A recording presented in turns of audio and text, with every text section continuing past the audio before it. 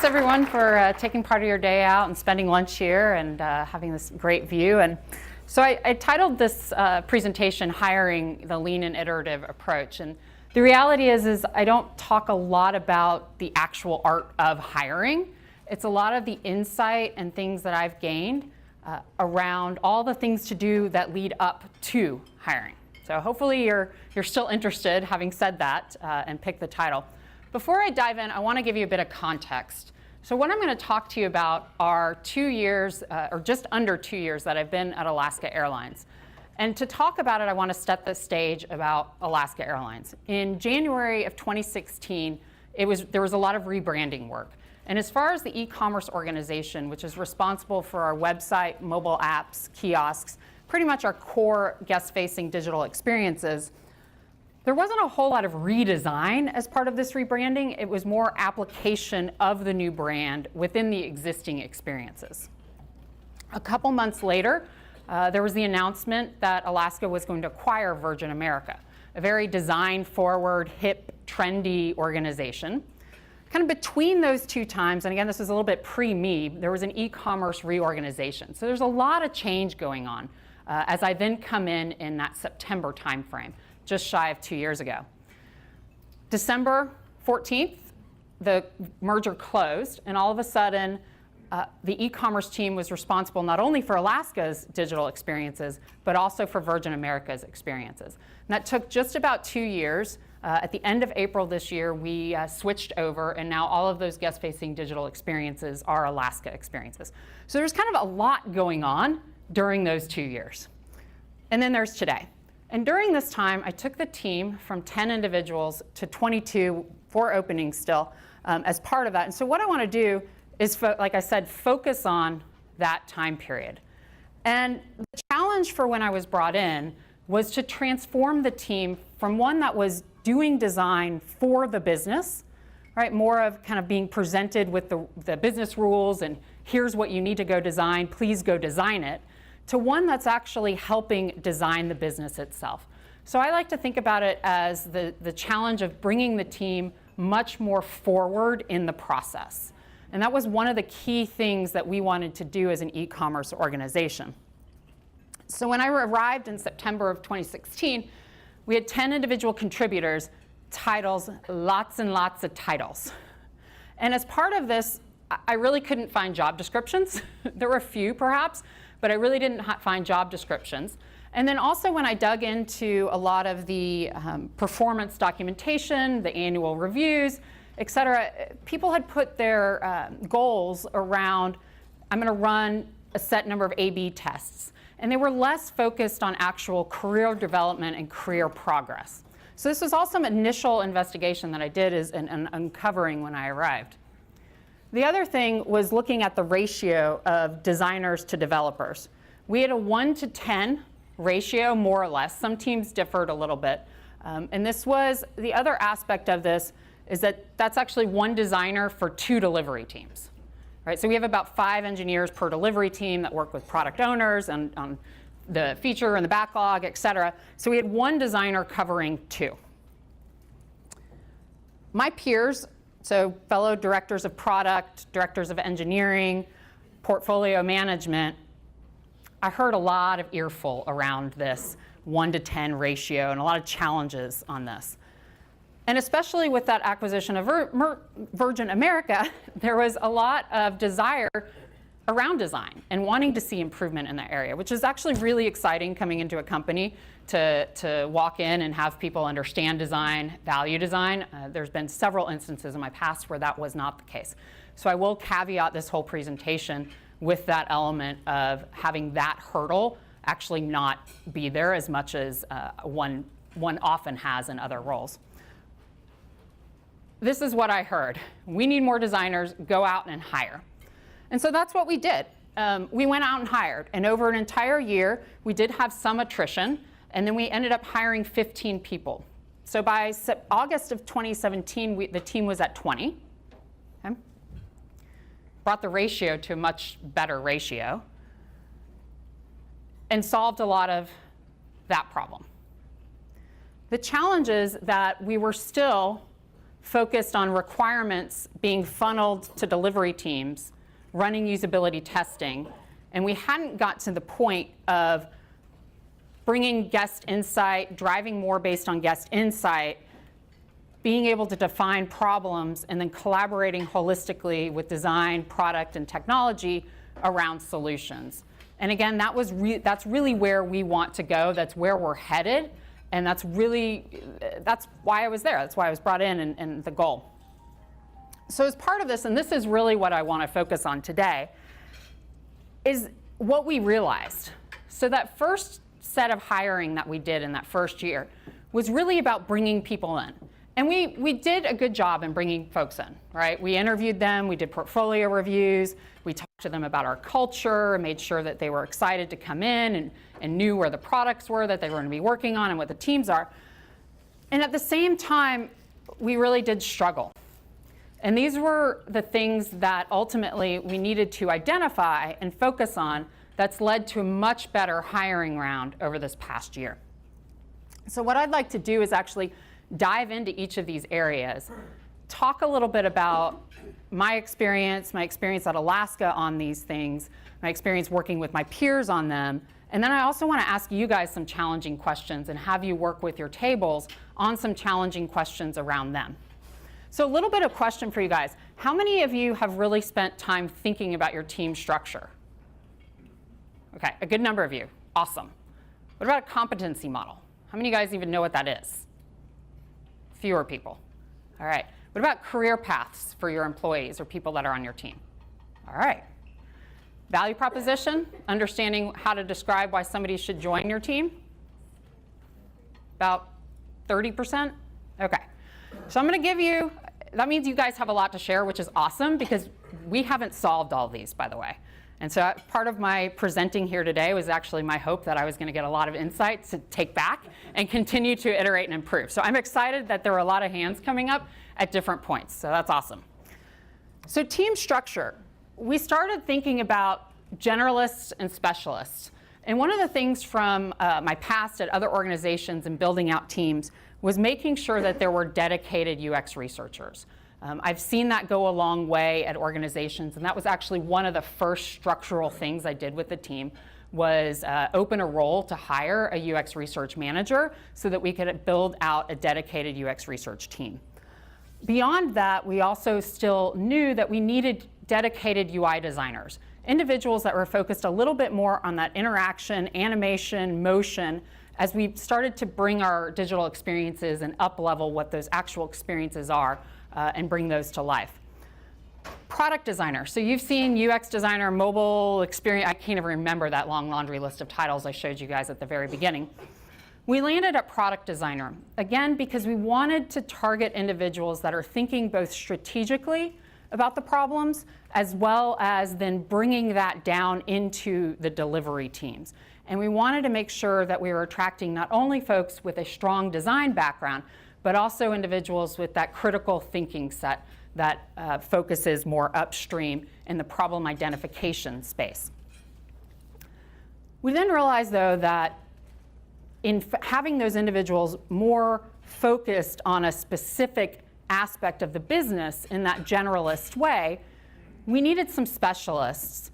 We didn't need them to be focused 100% on a specific aspect of the business.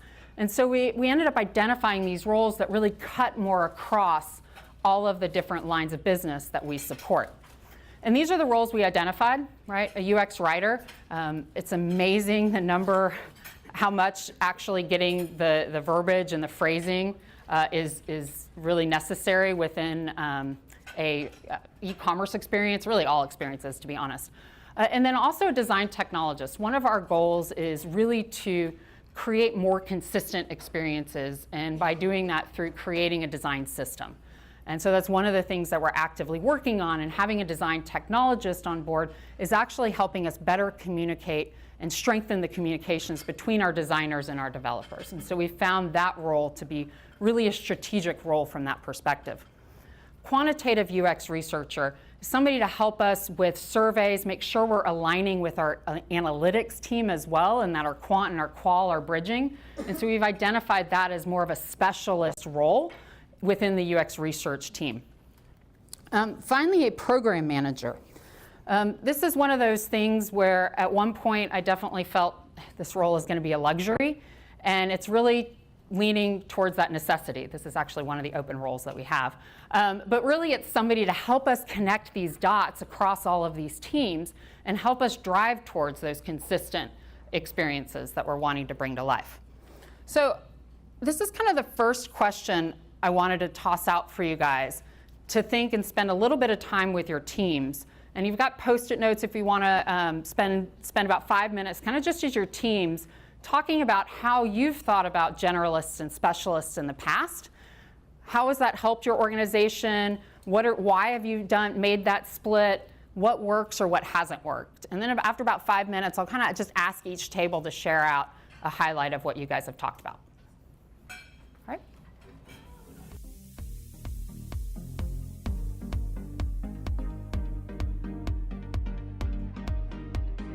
I'm from Starbucks. I lead the Connected Workplace and Design team, and we focus on internal tools for our partners. That's what we call employees in the technology team. So we do mobile and web, and we have a mix of generalists and a handful of specialists as well. So our table, we had a lot of consultants, so there were some from industry, and really we had a mix of experiences. I think we're all kind of in different phases of where we are in our teams, and some are more on the generalist side, some were and started to split apart and create specialists as a way to build career pathing and opportunity for people to move up.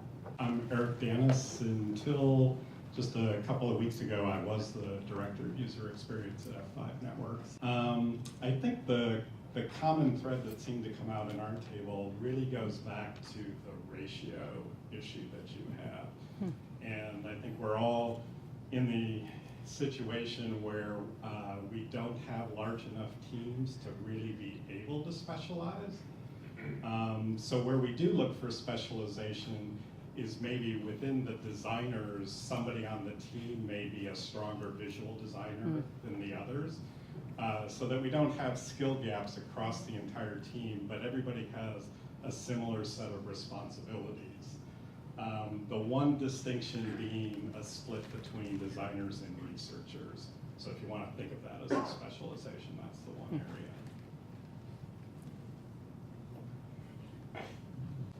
area. Brian Hillsquad from T-Mobile. A couple things. One, we thought some of the specialist categories there were more generalist roles, and the gyms were specialists. And then we also talked about career pathing too. Again, opposite of what the first table said. It's been my experience, maybe some of the others, that you might start out in your career in a specialist in a particular domain, and you know that domain or that system and that product very, very, very well. But as you work on products that have more complexities to them, that have more maybe teams required to support the product, you kind of know a little bit about everything. So in my opinion, that kind of helps in career pathing to have somebody kind of a Swiss Army knife type of person who can do a lot of things, kind of well. Awesome. Each of these responses is great because it dovetails into other topics or the topics that we're going to talk about next. So I'm actually going to dive in there, and I think hopefully you'll be able to connect some of those dots, and I'm going to do that as well. The other thing we really had to sit down and think about was this competency model, and it's really this was an interesting thing that I don't have an HR background by any stretch, learning and development background. I've done my own learning and development and kind of dove in that way, but this is not something that I was familiar with when I started down this path. It was a recommendation that was provided to us by HR, and some of my peers had started working on this for their organizations, but it was really something new to me to really spend some time outlining the skills and the knowledge that were required for each of the roles that were on the team. So I started with some Googling, I will say, definitely with the mentality of why reinvent the wheel. But I will tell you, I did not find that many wheels out there for this. There were some that were from other industries. There's a void in the creative space around this, and how you start to think about this in the product designer, UI designer, and researcher. Those were the three. Really wanted to focus on the ones that really had the biggest impact for the team around doing this. In thinking through this, though, we were able to kind of do an assessment of the team and what did we see, and at this point I had 2 managers supporting. what were some of the cultural aspects and the things that we wanted to make sure we already knew were learning opportunities, I suppose, for the team, and that we wanted to be able to clearly articulate and be able to share that out with the team. So we made sure we included some of those. And then we also engaged the team on feedback loops and said, hey, we're creating this framework. We want to make sure that this makes sense to you. Please read these definitions and descriptions, and does that align with you? Does that resonate? Is this something you know how to do or something that you see is relevant for you to do in your role? So we definitely got a lot of feedback and did quite a few iterations. The challenge, I think, or the pro and the con that I think you pointed out over there when you were presenting about the generalist and the specialist is there's a lot of overlap between these roles, right? We have product designers that are interested in research, and they do research, and there's some great researchers, but they also enjoy the design side. We have UI designers that also think very analytically about how a product should initially come to life and what problem we're trying to solve and all of that kind of stuff. And so we really struggled with how do you pull all this together, and for purposes of moving towards hiring, which requires a job description so that somebody reads it and understands that this is something I want to apply for, how do you divide this up? Here's where we landed. There was this more soft skill set of things that everybody on the team needs to know how to do. Everybody is responsible and needs to be held accountable for these core things. Guest advocacy. We represent our guests in everything that we do, right? We are bringing that perspective to the table in all of our conversations, that empathy. That is part of everybody on our team's role. Design and lean thinking. Really what this is about is helping the team understand the concept of efficiency and effectiveness, right? So looking at things we're trying to do and think about how can we be just as effective yet be more efficient. That's really where we were focused there. Accountability, I think people know what that is, hopefully. Collaboration, and then making sure that we built a culture of leadership regardless of whether or not that individual had a true leadership role. It's really important for us, not only as a design team and research organization, but also for Alaska as a whole. Hard skills, these should look pretty familiar for a lot of you guys. And this line, this is the example of what we've written out for our product designers. And you'll see here that there's this long laundry list of things that certainly focus, generative research, evaluative research, quantitative research. That's pretty solid in the research competency model, right? But we also have product designers that overlap into that. And so we wanted to make sure that when we presented this to the product designers, that they had access to this list, right? They knew the other areas that they might be able to dive into. They knew that they would be, that there would be acknowledgement and understanding that they had these added skills, and it wouldn't be brushed aside because they needed to fit in this pretty box of just these 6 things, right? That was a key thing for us.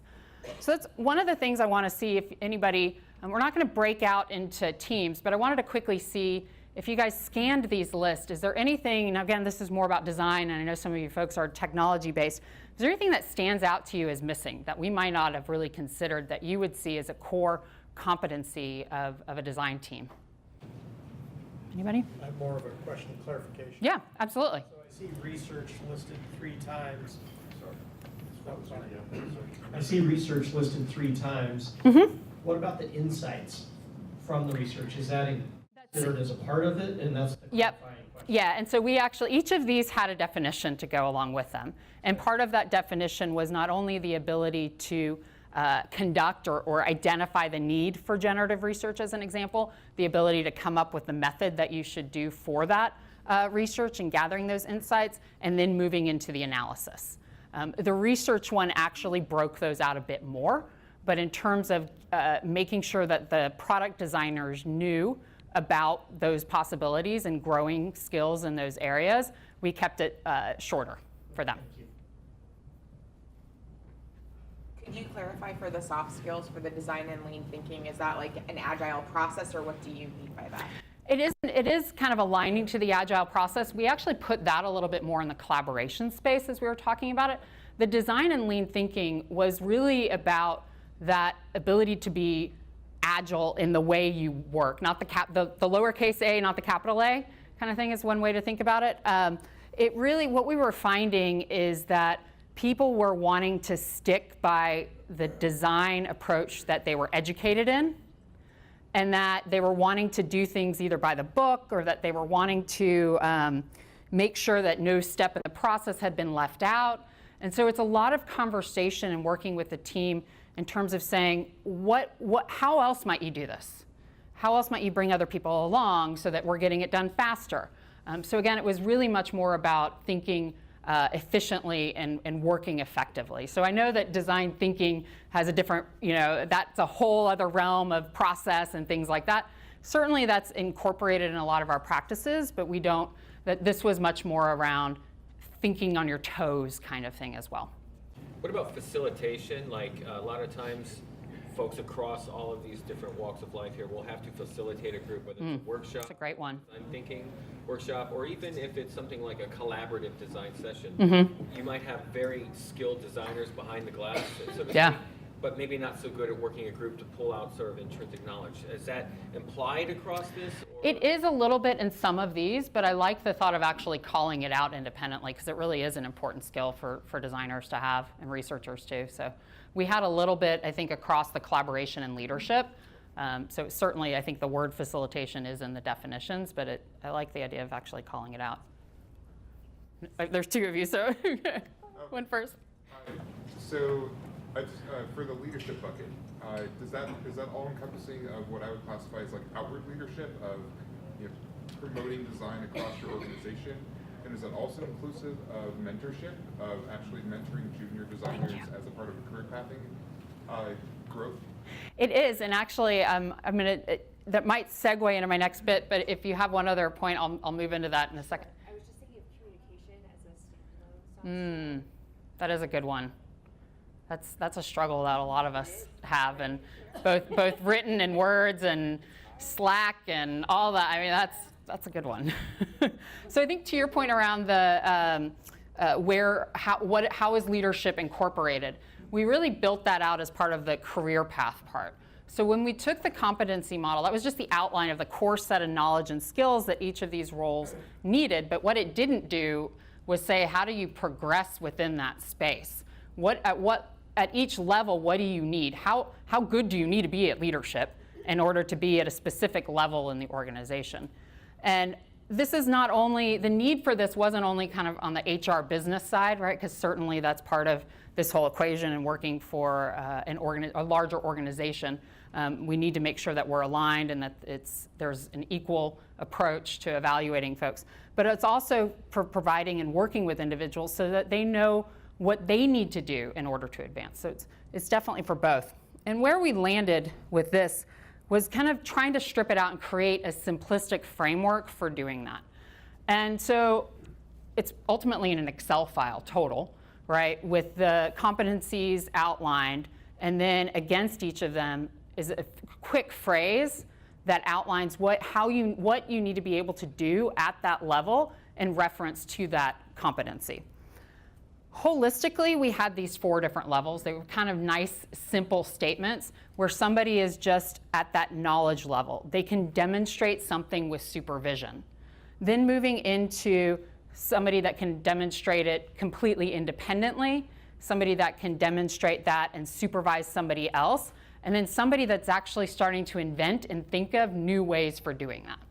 And so to tie that back to leadership, there's that idea of maybe not leadership with supervision, but the idea is that somebody is starting to speak up in conversations and share their thoughts and ideas and bringing something to the table, kind of around that more junior level. And then without prompting, without being called upon to share those thoughts and ideas. And then moving more into doing that on your own and being that mentor, et cetera. And so we did build this out ultimately along these lines.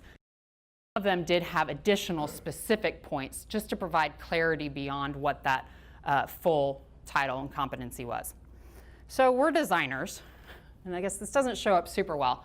It got really hard to really show and work with HR and my peers to really understand, like, this isn't a linear progression either, right? Where I showed every step here things would move along at the same pace. So that meant that to be a mid designer, you needed to be at that level for all the different competencies. And ultimately what it boiled down to is that we were thinking that really didn't play out that way. That it wasn't a consistent, you weren't jumping up at every level, that it wasn't a linear thing in that way. And so we started to look at those core 6 for each and just come up with a way to visualize it and say, show like, hey, in order to get to mid in this area, you actually need to emphasize growth in this space more than this space. And so this was just a helpful way. Some of this was just for me to process and show things. Designers need visual. Excel is not my strength. I tend to break anything that's adding anything in Excel. Don't send me that file. I will probably break it.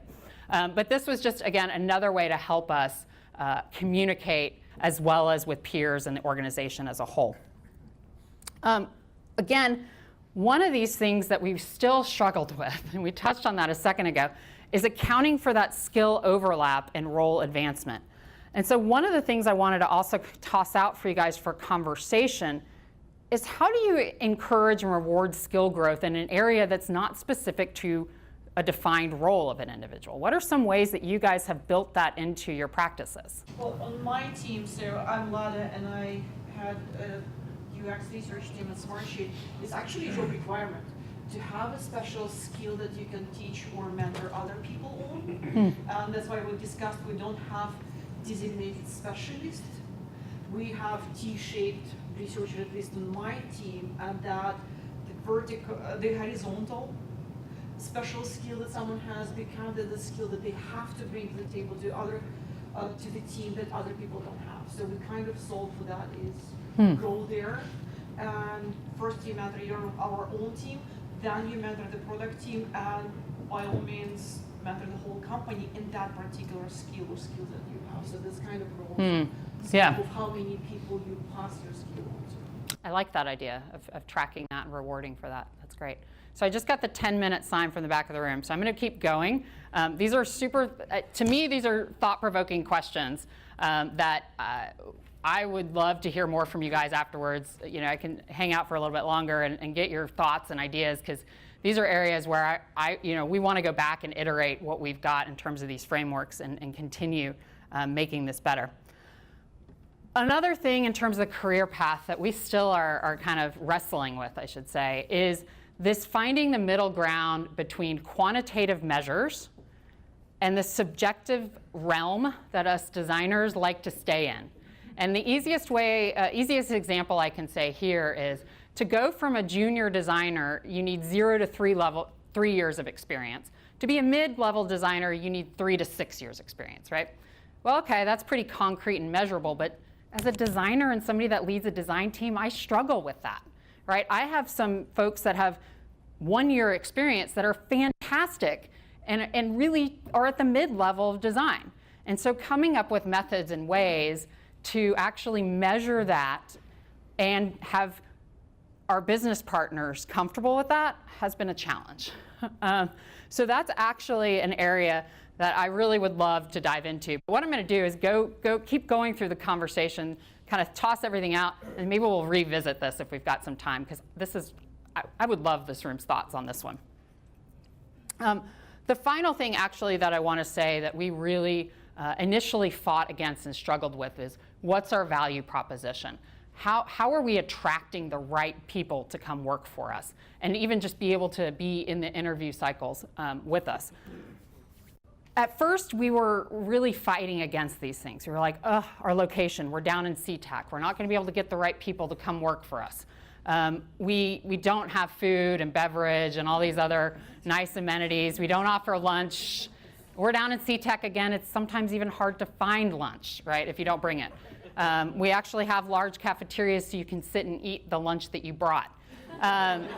Maybe that's a bonus for a lot of people. I don't know. We spend more conservatively than a lot of other organizations, and we're not necessarily working on the latest and greatest and the newest technology that hasn't even been out there yet for the public. And so at first we were really pushing against these, just kind of frustrated and trying to turn our organization into one that had a better location, one that might serve food and things like that. And we ultimately kind of netted out of like, we need to be who we are, right? we're a company that when you walk around Seattle and other areas that we're really embedded in, we're a loved company. I have to tell you, it's very, very humbling to walk around and tell people where I work, and pretty much everybody's first reaction is, oh my God, I love Alaska. It's extremely humbling and a great feeling, to be honest. We have peers and people that have been there for 20 plus years. That says a lot about the culture and the organization that you're gonna become a part of. Again, we're guest focused. It's no questions asked, right? And a lot of organizations, as you come in as a designer, you're kind of pushing against that and wanting to be that. We are that. Your parents might finally know what you do because they actually get to use what you do. I think that's been one of the best bonuses for me is my parents actually get it now. It's kind of nice. The products and things you work on see the light of day. They see the light of day quickly. You have a lot of broad scope. So if you come in as a designer at Alaska, you might be working as part of our day of travel team, and you're going to be working on that mobile app and how people use that throughout the airport, checking in, et cetera. And that's a pretty broad scope for even our junior designers, as an example. There's a lot of career growth opportunities and that work-life balance, and we've got the travel benefits that go alongside that. And so really, we turned the question on ourselves and said, what do we need to be talking about and not explaining away? All right, so we've actually found that the location is not as big a deal for a lot of people because of all of these advantages. There are some people where it will be a big deal, and honestly, then they're not right. It's not the right fit. But once we started talking about it from this perspective, we started getting more folks and having a better results. So the other question I think to ask yourselves is, how do you think about what is your value proposition?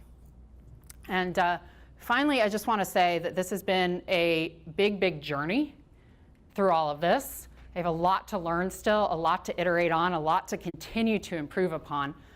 Over this, if you actually did all of the math, we've hired 36 designers over the past 2 years, myself and my team. It's a lot. It's been a lot of attrition because there's been a lot of change. A lot of this has been contractors that, as we've worked to bring folks on full time, have left because they found opportunities. Some of those things that we don't have, like food and location, some folks, that was a benefit for them.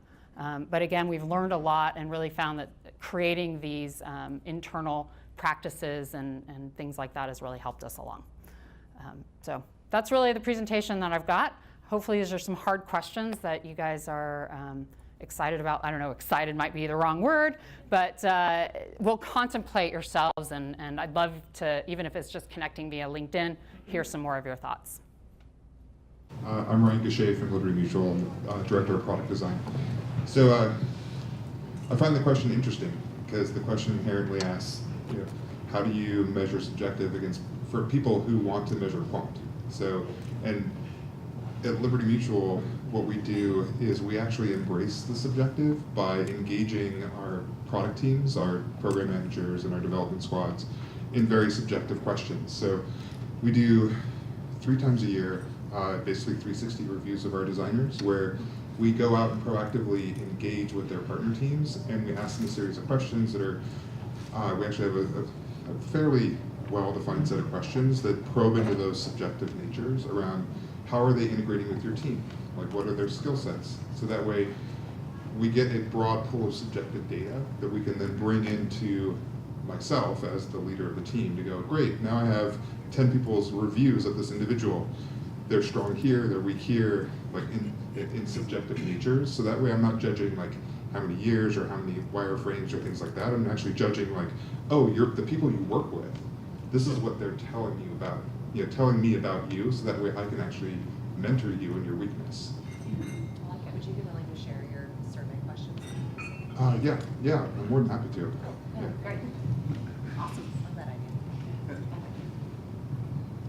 Brian Holsclaw again at T-Mobile. So a question is, did you have existing staff that sort of had to have difficult transitions through this definition of the roles and the competencies and things like that, and how did you deal with those if you had those?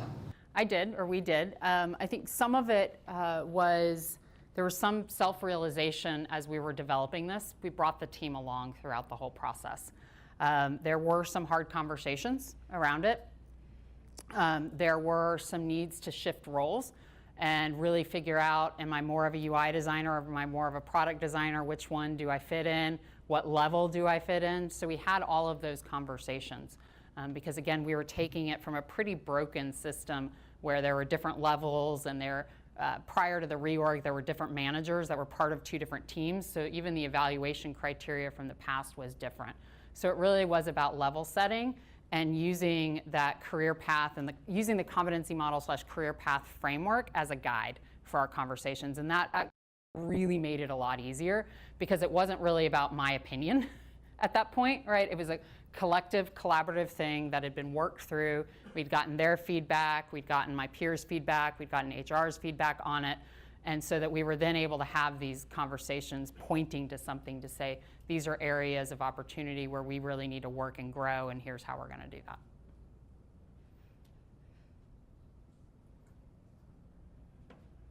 Apparently it's really difficult to measure skills that are subjective.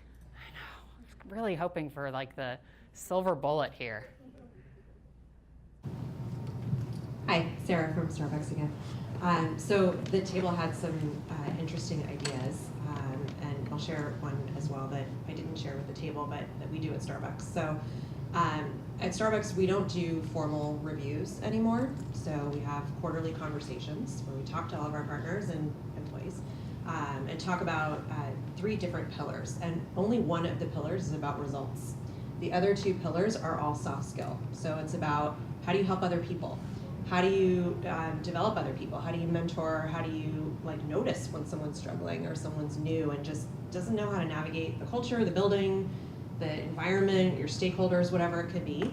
And the other pillar ties back to our mission and values, which is public, and I think if you've ever seen it in our stores or you're a customer, you're probably familiar, but it's really about behavior and how you show up.